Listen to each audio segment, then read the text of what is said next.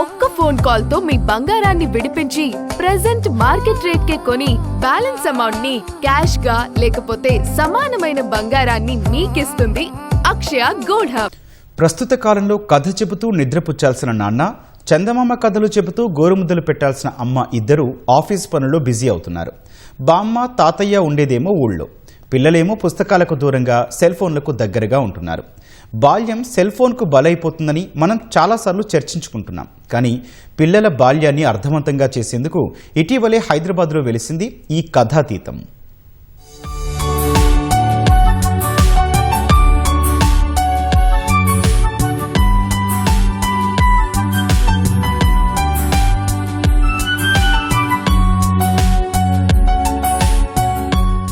పిల్లలకు కథలంటే చాలా ఇష్టం. అలాంటి కథలు చెబుతూ వారిని ఇట్టే మన వైపు తిప్పేసుకోవచ్చు. అలాంటి కథల్లోని నీతి వాక్యాలు చిన్నప్పుడే వారిలో బలంగా స్థిరపడితే జీవితాన్ని సైతం ప్రభావితం చేయగలవు. ఆ దిశగానే ప్రయత్నం చేస్తోంది కథాతీతం. హైదరాబాద్ గచ్చిబౌలిలో కథాతీతం లైబ్రరీని శిల్పా కిరణ్వీర్ ఏర్పాటు చేసి పిల్లలకు జీవితం కథలు చెబుతున్నారు.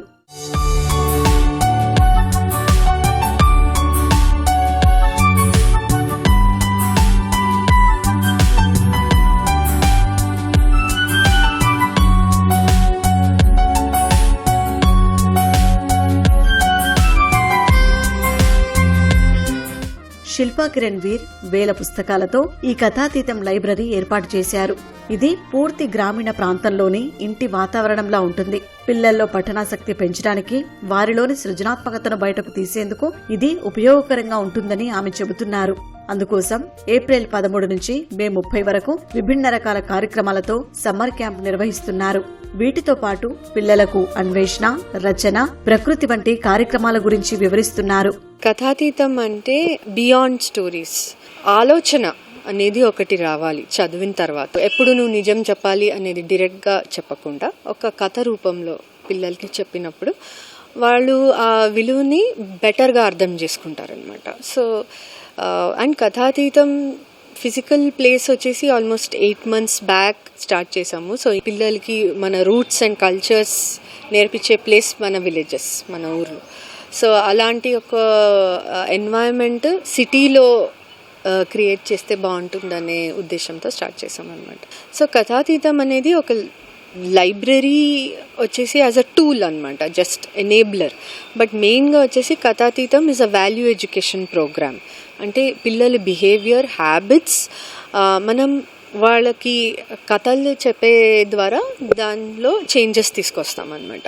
అండ్ అదే కాకుండా our Anveshana program which is our science and mathematics skills program అనమాట. ఇది మనకి ఇప్పుడు జూన్ నుంచి మొదలవుతుంది. అండ్ ఇప్పుడు సమ్మర్లో మా ప్రోగ్రామ్ వచ్చేసి రచన.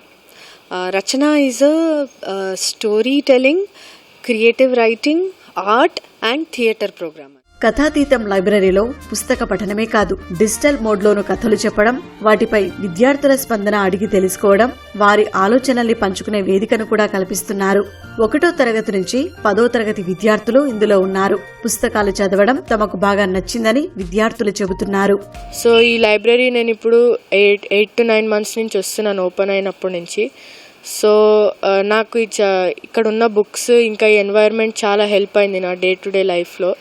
సో ఇక్కడ నా వెనకాల ఇక్కడ మీకు కనిపిస్తున్న స్టోరీ బుక్స్ నాకు లైఫ్ లెసన్స్ చాలా నేర్పించాయి. అంటే వేరే వాళ్ళతో ఎట్లా బిహేవ్ చేయాలి, ఎట్లా మాట్లాడాలి, అంటే మేనర్స్, అవన్నీ.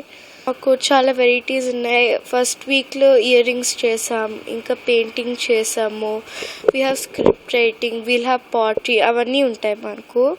సో ఇంకా ఈ స్క్రిప్ట్ రైటింగ్లో శిల్పా మ్యామ్ ఒక బుక్ రాసింది, ఒలుగులు అనే ఒక బుక్ రాసింది. సో మేము కూడా ఈ వీక్లో శిల్పా మ్యామ్ లాగా ఒక బుక్ రాయడం నేర్చుకుంటున్నాము. లాస్ట్ ఇయర్ December 2025 నుంచి ఇక్కడికి వస్తున్నాను.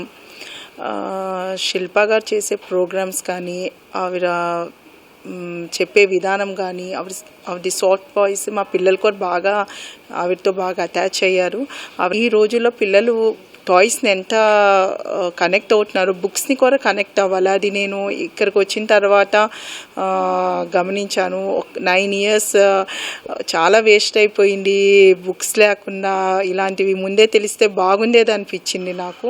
సోమవారం తప్ప మిగతా రోజుల్లో కథాతీతం లైబ్రరీ తెరిచి ఉంటుంది. పూర్తి ఇంటి వాతావరణంలో పిల్లలు పుస్తకాలు చదువుతూ సంబరపడుతున్నారు.